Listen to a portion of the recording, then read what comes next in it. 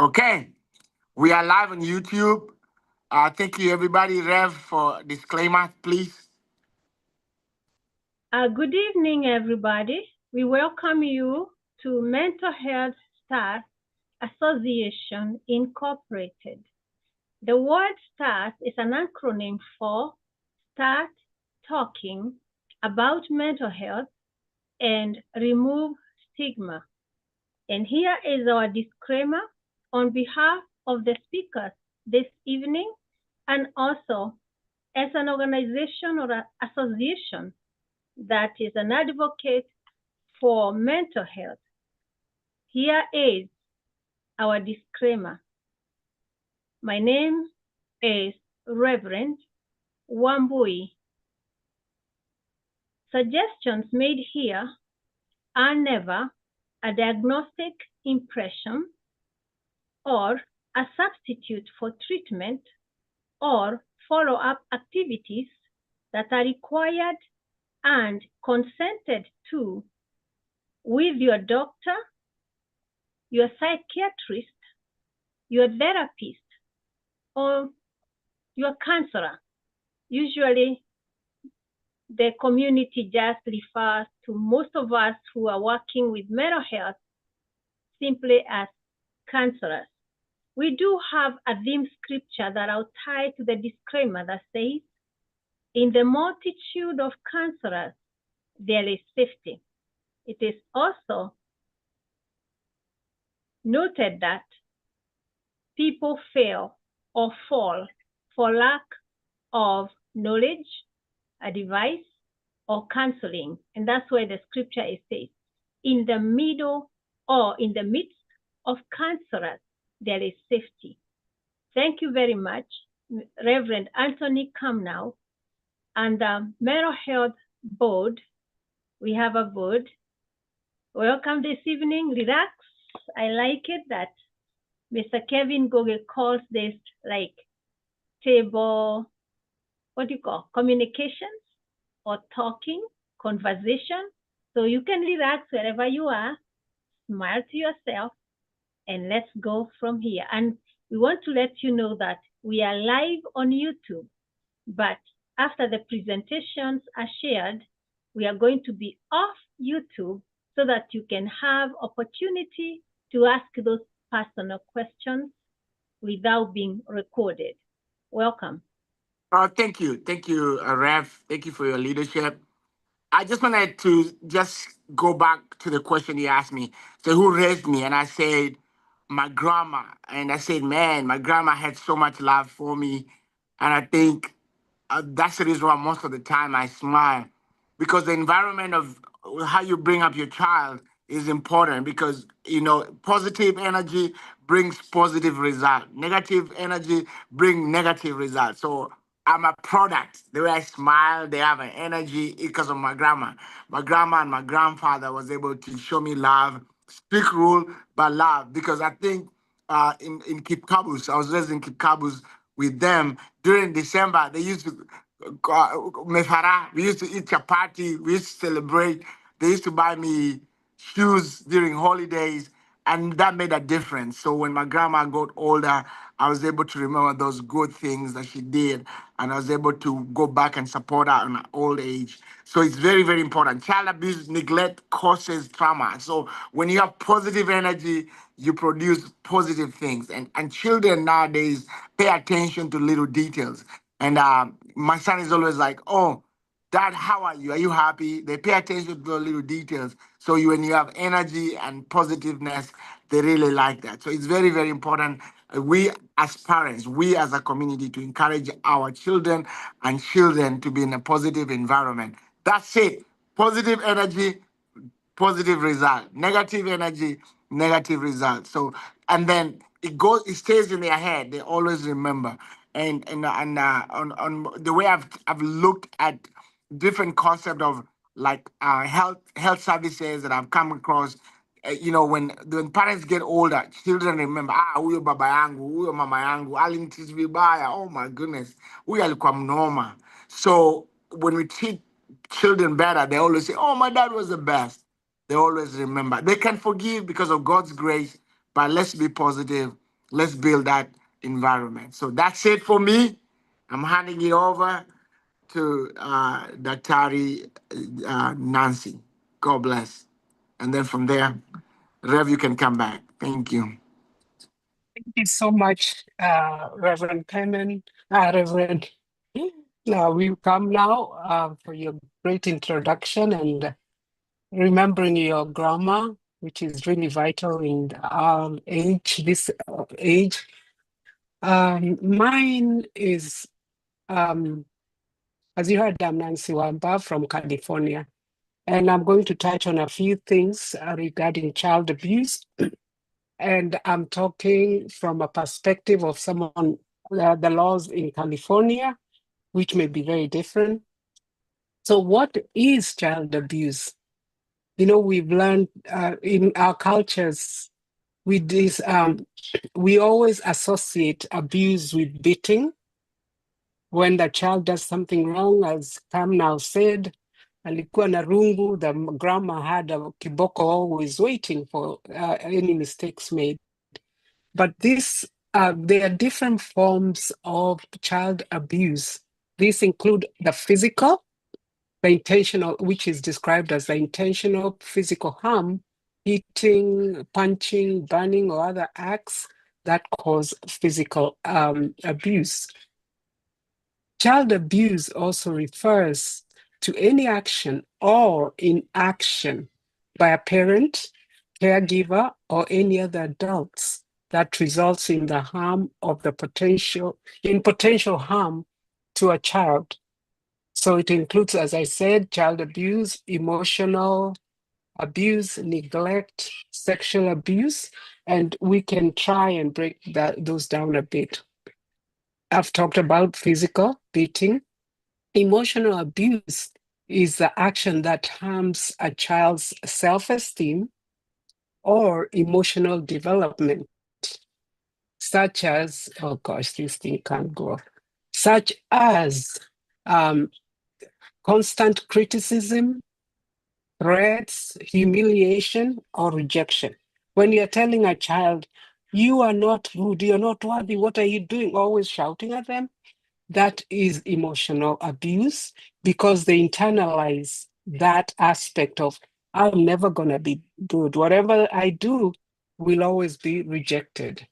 Then there's neglect, which is failing to meet a child's basic needs for food, shelter, medical care, or education. That is also a form of abuse. Sexual abuse, engaging in sexual activities with a child or exposing them to inappropriate sexual content. So when we hear all this, there are different ways that we can help the child grow up healthy rather than abused. Let's say we want to discipline a child. Disciplining children often involve setting boundaries and corrective measures to instill values and social behavior. Many cultures have their own approaches to discipline.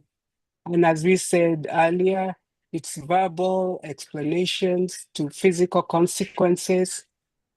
But when we as immigrants come over to this other culture, like now we have moved from Africa to the Americas, then some may practice discipline differently due to cultural norms. Who is watching TV?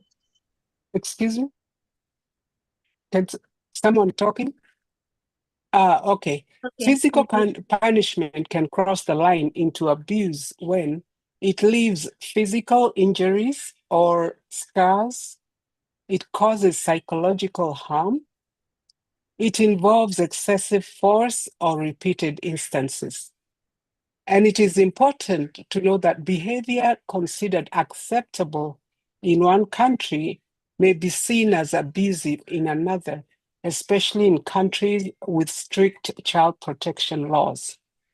So how do we as immigrants, or how do we practice this abuse? The way parents discipline is influenced again by the cultural norms and understanding. So physical punishment, spanking or other forms may be legal or regulated. Strict parenting styles, which is excessive emotional pressure, coercion, can be categorized as emotional abuse. It doesn't mean that all immigrants abuse their children, but cultural differences in discipline can lead to misunderstanding or conflicts with local protection standards. There are three forms or four actually, of bringing up a child. You being a parent, you can be an authoritative parent where you're just giving out orders and expecting the child to follow your ways. You can be an authoritarian. Authoritarian is similar to authoritative. Authoritarian is the first one I made, is the one that you expect the child to do whatever you sneeze or whatever you think is right. Then there's one which is permissive. Being a permissive parent, you enable the child by allowing them to do whatever they want to do. They're kind of, you are the parent, but they don't understand that. They treat you as they wish. They'll go out when they want, do whatever they want to do because you're not there or you're not able to stop them. Then we have the authoritative. Authoritative parenting allows a child to air their feelings, to discuss their ways with a parent without fear of being stigmatized. You can talk about, oh, I was in school, I didn't do so well, so and so to say this to me, what should I have done? And they discuss that in a positive way, which encourages the child to grow up being independent, understanding, and as not scared of people. So, but there are the consequences that are really those strict ways or abusive discipline is like considered child abuse in another country. There's legal penalties like arrest or prosecution, fines or imprisonment, deportation in severe cases. But what happens if you do that before you get all those other consequences? There are children protection services in every state, everywhere.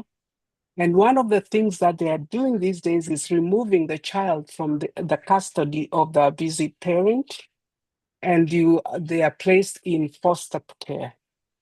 Mandatory parenting or anger management classes may be assigned to parents so that they may know how to deal with children instead of just shouting at them. What are the long-term effects on children?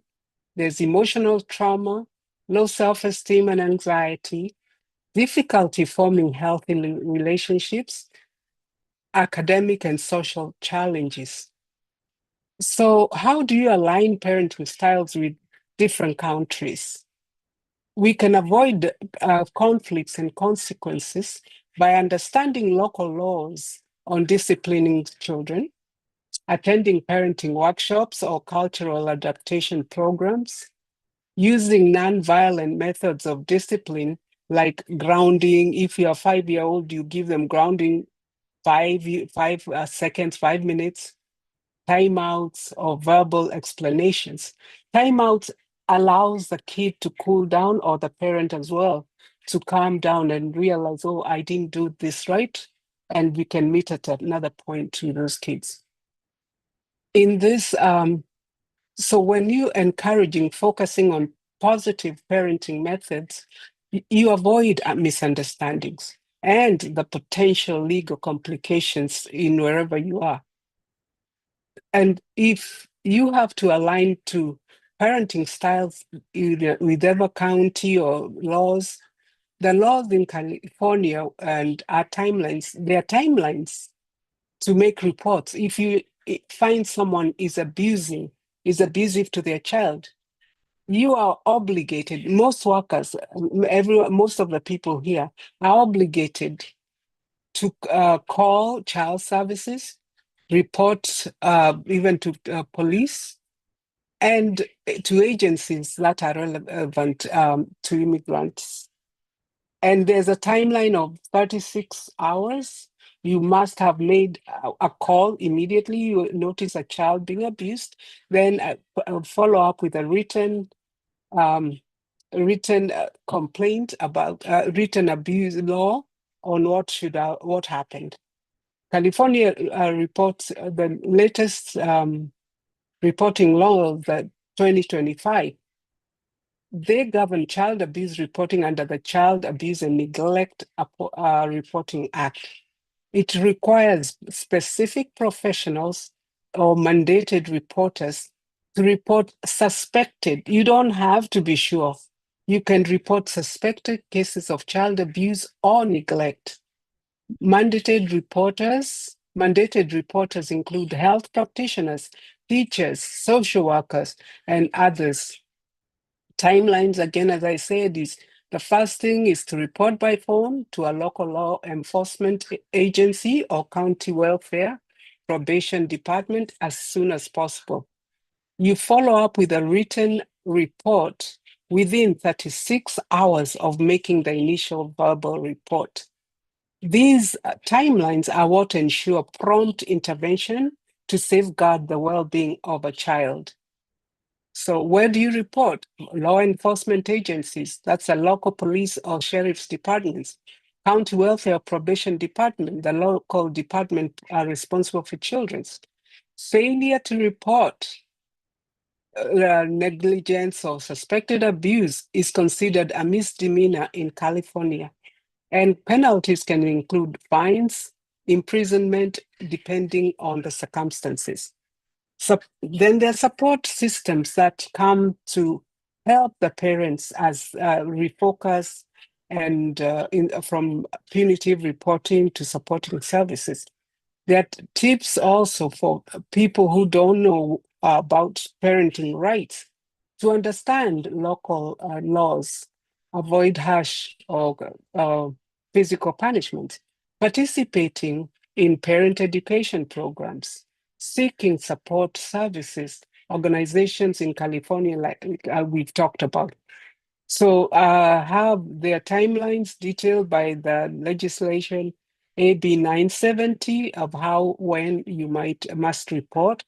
Then we have the ACLU, who also, you can also report there. And then resources like California Welfare Department, Caltrain report. So if anyone needs has questions as to where they would go, I'll be happy to help you with that at the end, to respond to the questions later. Thank you. Hope you got something out of this. Thank you. Wow. California is tough. It is tough. The laws. Oh, I forgot to add, in sexual abuse, these days in California, you can make a report until from 1 to 40 years. 40 years is the maximum age that you have to report a sexual abuse. So if someone abuses you at 39, don't keep quiet. You still have until you're 40. Or even if you're abused at 17, 16, you have up to 40 years to make that report, and it is valid. Those are consequences of child abuse. California is very strict if it was compared with Georgia. Actually, California sounds like it's a little bit better. When it's my time to speak, and we want to encourage you to please put your questions or comments in the chat, and we are going to have an open mic where you can also have a say, because we want this to be interactive. As I said, my name is Reverend Wambui Njoroge, and by the grace of God, this has been my work with children, adolescents, and their parents. And so I'm going to talk about prevention. Very basic. I am a middle child in my home. We were born 12, and I'm 6th born. And I think I was really loud. I must have been born talking. So until I am the one who discovered that my voice is what I have lived by, worked by, and thank God that I know when to speak. These days now I know when to speak and when to keep quiet. I'm going to talk to you about prevention. So I would say that I was raised by my father. He was the disciplinarian. Oh, he was the one who was supposed to discipline me. Thank God for English. Because my mother was so polite and quiet and calm. So I asked her, Mom, why were you so calm? She said, you were too many. I would have been screaming the whole day and lose my voice. She has good excuses. My mom was a professional. She worked as a nurse almost until she retired. But I live here in Georgia, and I live in the Bible Belt. So how do we prevent child abuse in the Bible Belt? I have an article I have written. You can find it online that is entitled "The Bible, the Belt, and Child Abuse, and where do you draw the line when you are administering discipline to your child?" And I'm talking about minor children from the time they are born all the way to when they are 18 years old and they are adults and they can stand by themselves. Because nothing is so sad like an adolescent that has been whooped, especially physical abuse for some reason, or sexual abuse, or the abuses that Dr. Wamba has highlighted. It is so detrimental to the lives of children and adolescents, and it breaks my heart. I am a mandated reporter, so I just want you to know right away, there is no negotiation. I do not investigate the abuse, but it starts with very basic.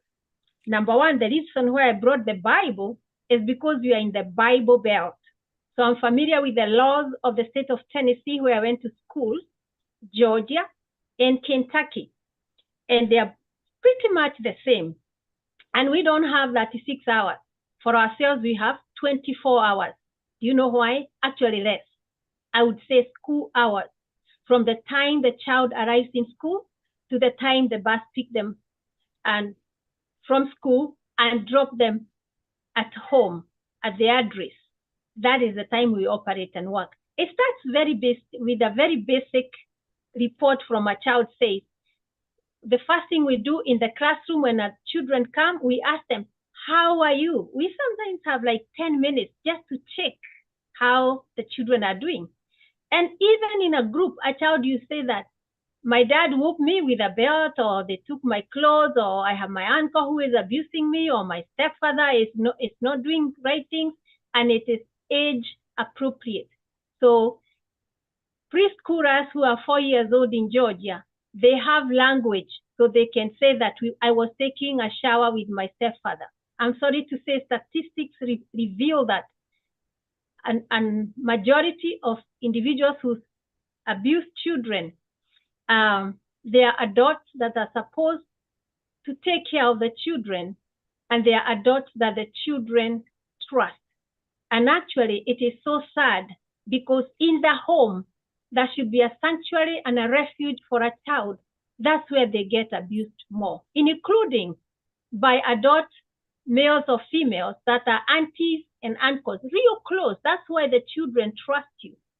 So there's a scripture that says in Proverbs 22 and verse 6 that says, train up a child in the way he should go, and when he is old, he will not depart from it. That's from the Bible Belt people. So people think to train a child is to abuse a child, is to molest a child, is to discipline a child, is to put them down. That is not discipline. As the esteemed doctor has said, please, we must learn methods that are mild for disciplining our children. Another scripture that is used in the Bible Belt, it says, Proverbs 13 and verse 24, spare the rod or rather, whoever spares the rod hates his son, but he loves him who is diligent to discipline the child with a rod. This time you are being asked to use a kiboko, like our esteemed Reverend said. How do we prevent these issues?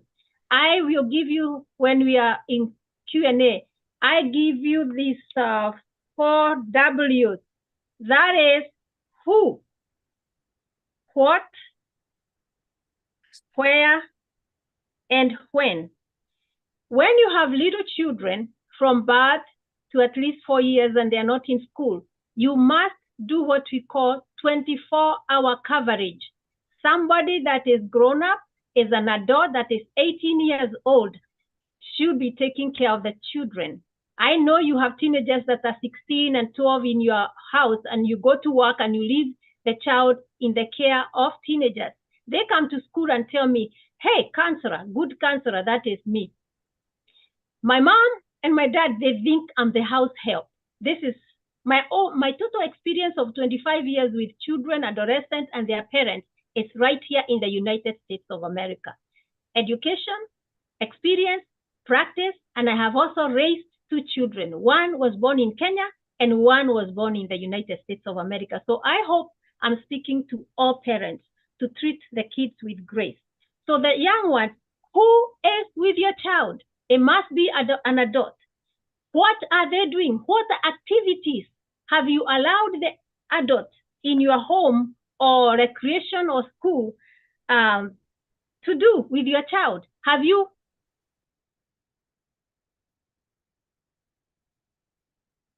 We can't hear you.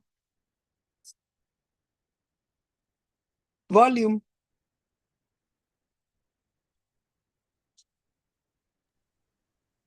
Rev, we can't hear you. She got Rev? lost? Yeah, I think so. Yeah, she dropped. I think when Rev comes back, very good topic.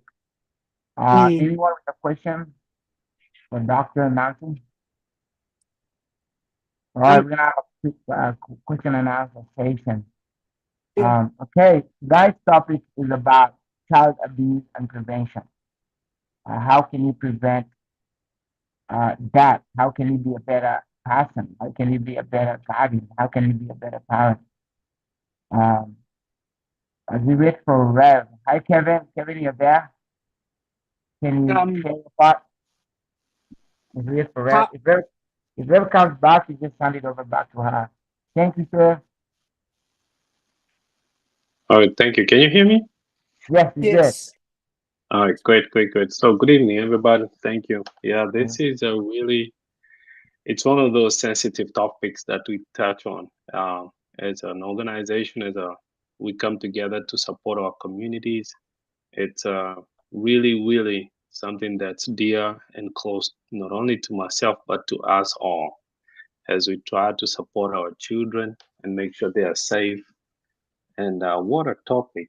I'm going to share my screen real quick here just to shine some light on some of the presenters did touch on a couple points, but I want to focus on what we see from the medical side when we have these cases come across, especially in the hospital. I don't get to work directly with children, but I come across them from time to time, and it's a very sensitive case. Some of us, you feel really, really touched when it comes along your way. So can y'all see my screen?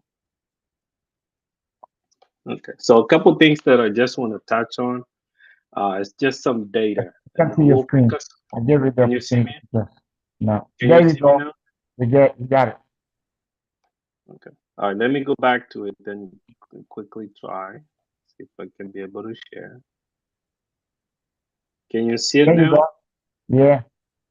All right, great. So Dr. Wambai and Reverend Wamboy, they touched on a few things about what is child abuse. So you will skip that section and come down here to what we are seeing mainly in terms of the healthcare field and especially in the hospital from time to time. So the most form of neglect that we see at the hospital is what's reported, and it's the neglect form of abuse. This is just like Dr. Nancy Wamba said earlier, is where you have a child or a child in a situation. And when we mean a child here in Georgia is 18 and under, so we're talking about a child under the care of a guardian or parent or someone that's taking custody or full care of their child, and then they are shortchanged or they don't get these items. It could be food, somewhere to stay, clothing, just a clean place or clean clothes, love and emotional support. This is the most that's reported. Here in Georgia, we have DFACT, which deals with children, and this is what happens when they come in. They are missing this piece.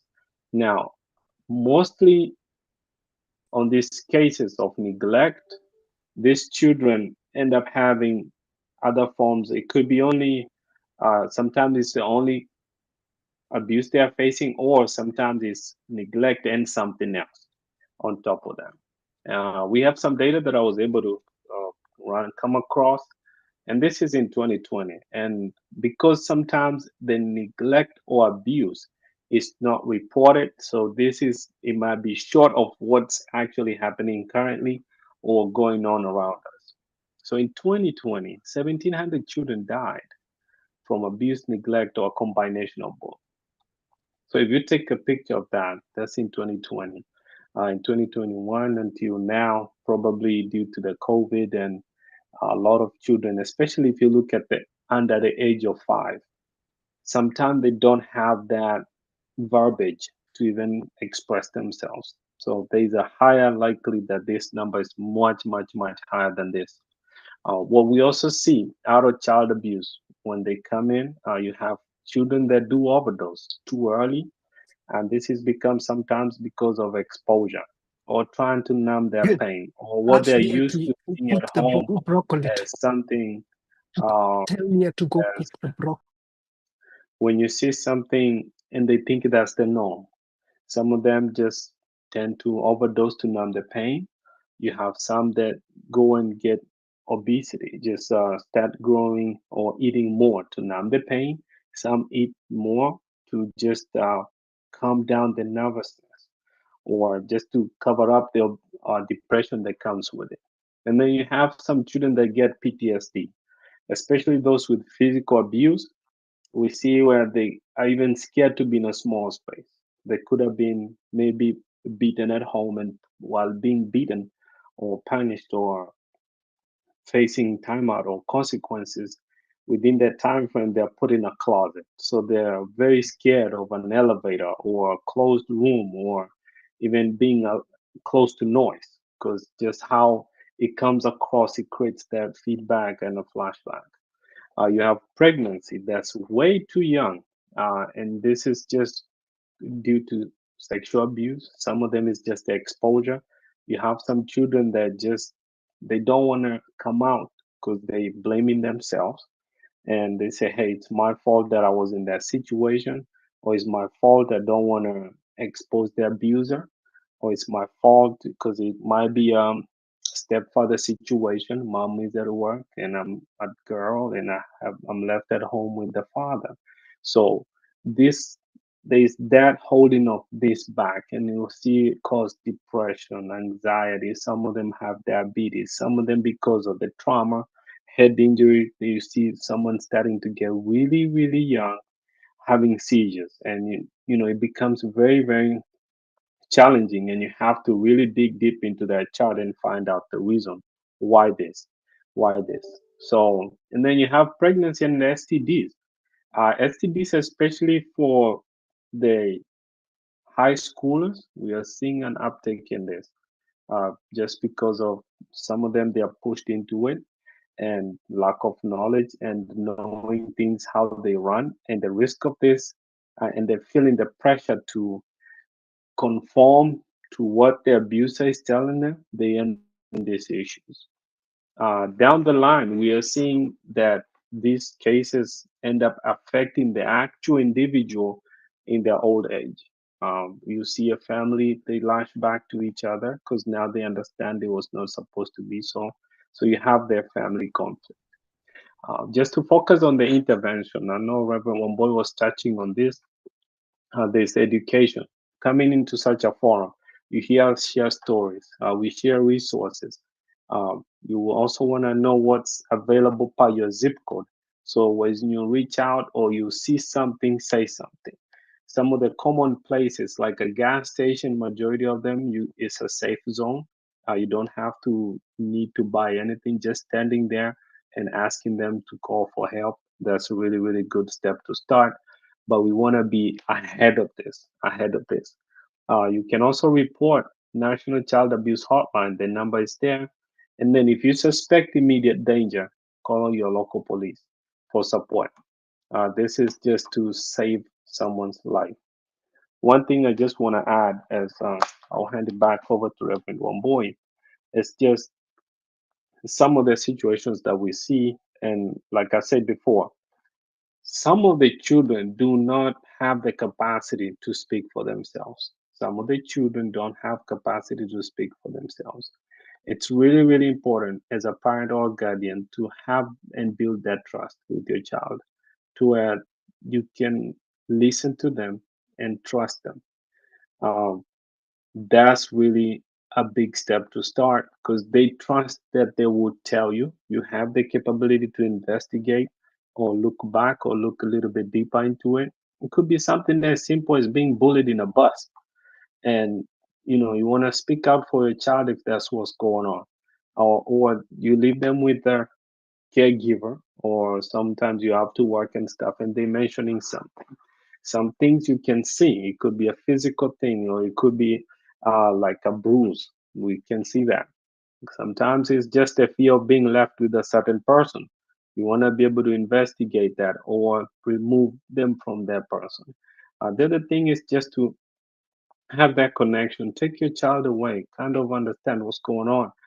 If you see a child that leaves or comes to practice too early, don't want to go home, there might be another telltale sign there's something that's not clear or something is not going on well.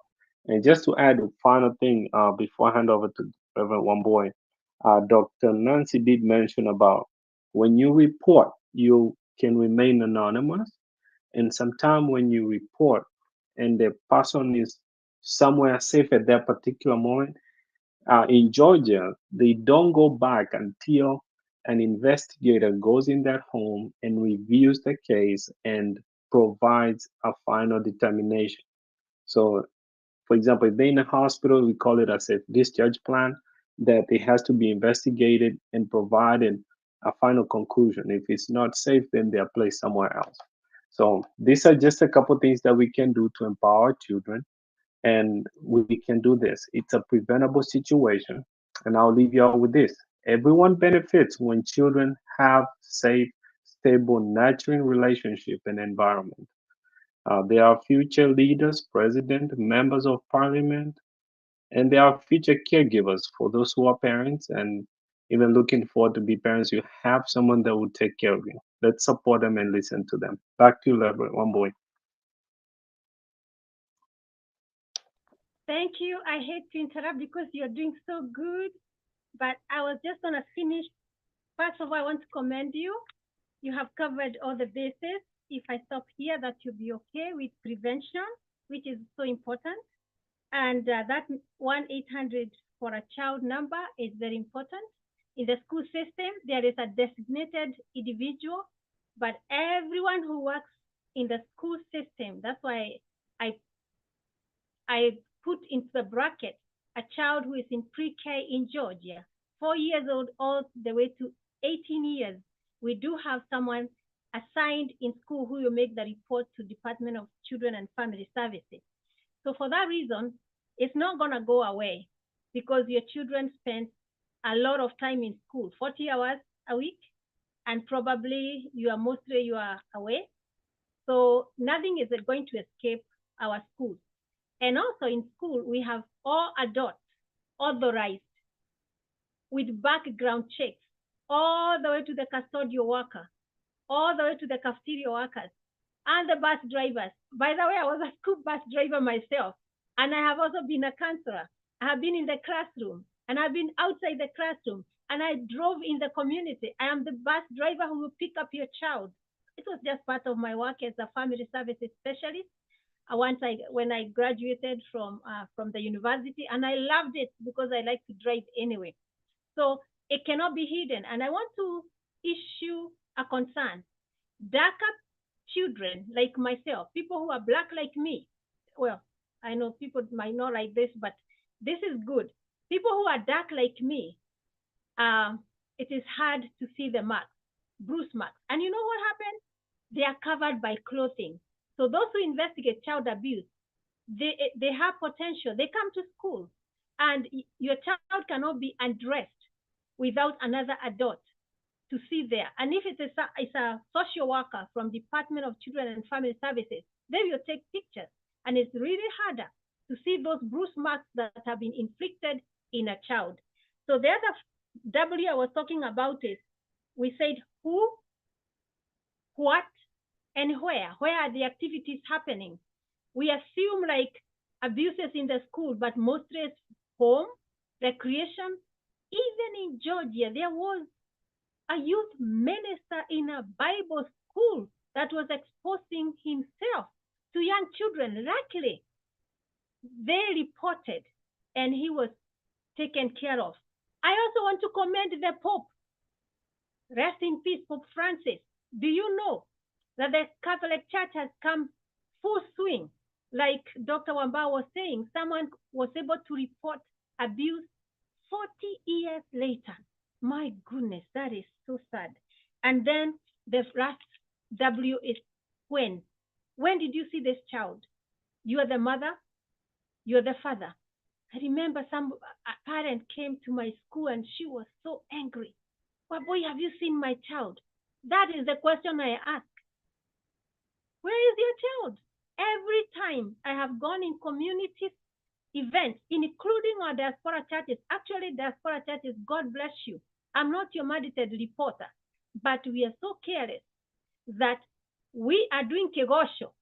I have been in a church, and I am not going to tell you what the church is. I have been in a kegosho. For some reason, the Spirit of God said, go check on the children. I called.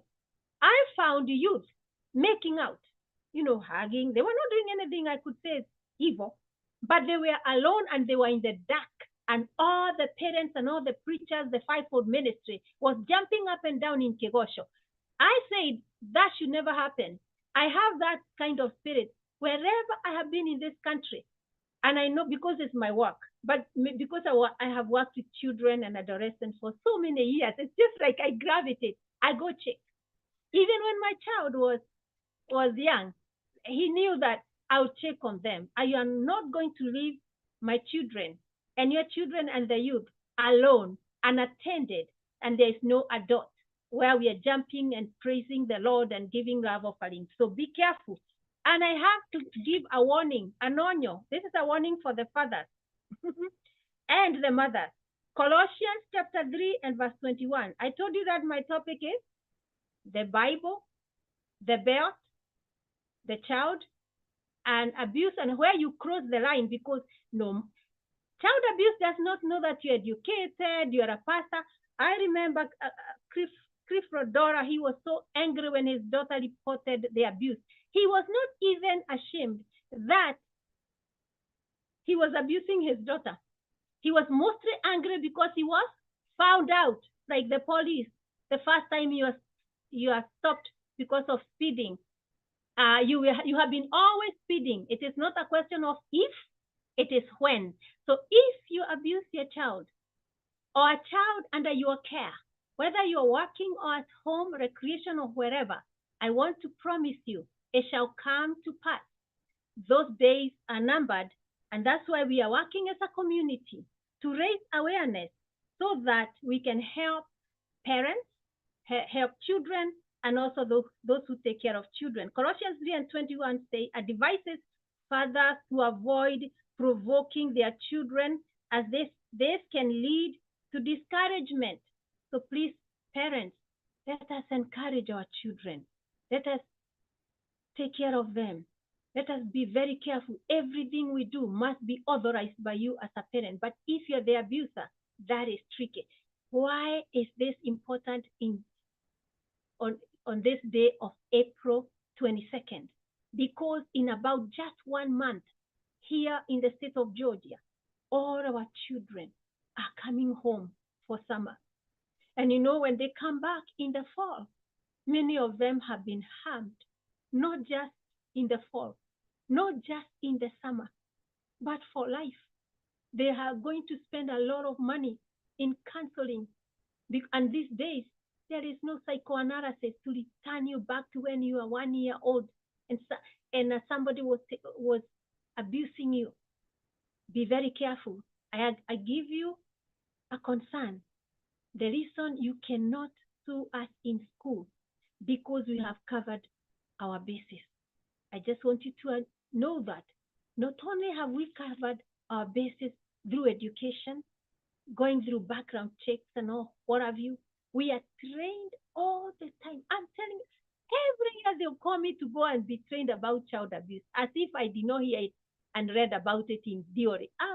It was like, hey, because who is most important in your life? It's your family, it's your children, it is the boys and girls. Let us take care of each other. When I talk like this, I have emotions because I have worked all the way from birth to death. And also, I have been in court when children have been taken away from their parents. Intervention, which is reunification, something that takes like a whole year before you can see your child again. And then they might end up in a foster home and the cycle continues. Thank you very much for this opportunity. As I said, I'm my own IT person, so I had to take a break and work through the technical issues. Thank you so much for this opportunity, my dear brothers and sisters. And as I shared again, I will share with you my article that I have written, and there are many things that you can do. Thank you.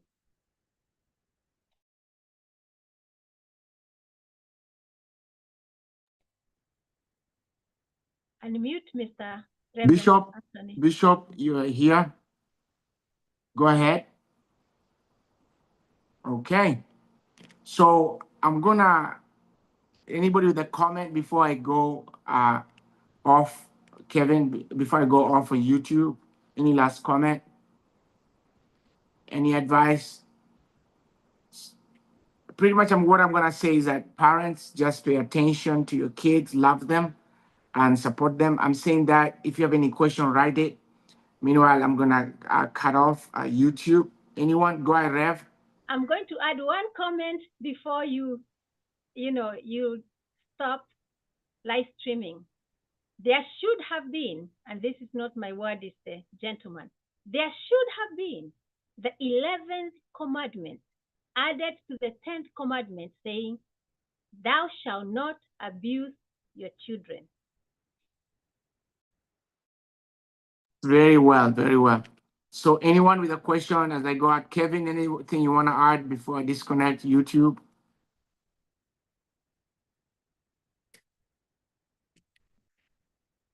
Okay, let me disconnect.